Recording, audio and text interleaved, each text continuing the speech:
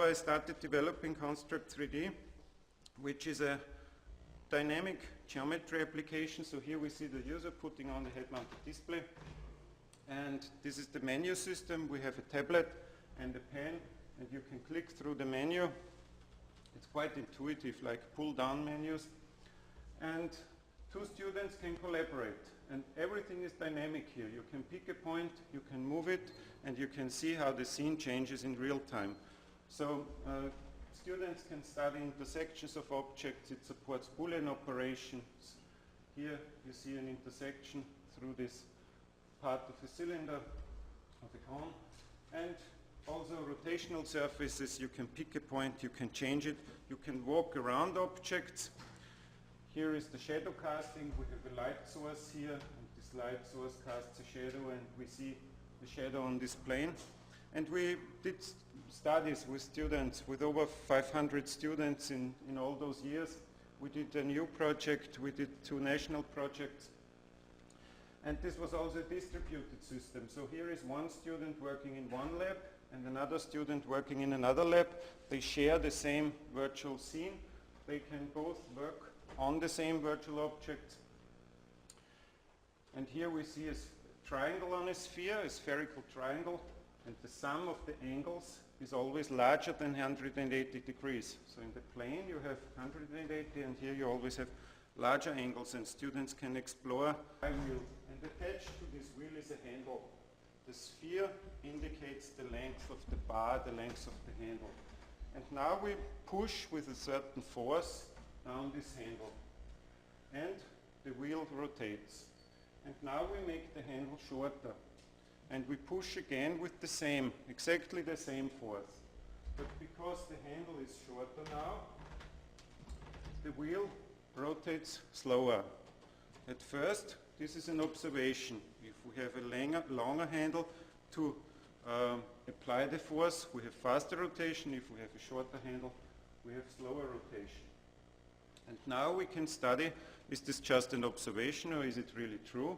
And we connect it with our analyzing tool. And here we record the speed, and we also see that because of friction, the speed accelerates. And we do the same with the shorter handle and record again the speed. And here we say, yes, it's really slower. Speed is lower on the analyzing tool, and then we could even study how does friction slow down this movement, and we can see that friction slows down here in a logarithmic way, so we get a really nice curve here, which also shows how the friction works on the wheel. We have here a simple piston which is moving back and forth, and now we are recording the speed of this piston. We open here the analyzer, and we connect now this piston to the analyzer, and we can see. So let's start it again. We start now the simulation, and we get a nice sinus curve here. It gets slower at the ends and then accelerates again, it gets slower again. So with this tool we can monitor physical properties and physical parameters. So we have a student here walking in a room. This is a 9 by 9 meter room, so it is a larger lab, and the student is walking in this virtual environment. Here you have a top view. And when the student is walking out of a room, a corridor is generated and another room is generated. And these corridors are dynamically generated. They are not fixed. And the student can walk now, and he walks into the next room. He studies the objects there. This could be art objects, this could be paintings, 3D models, whatever. And when the student is finished with his task, he can leave the room and he can walk to the next room. And again, a corridor is generated.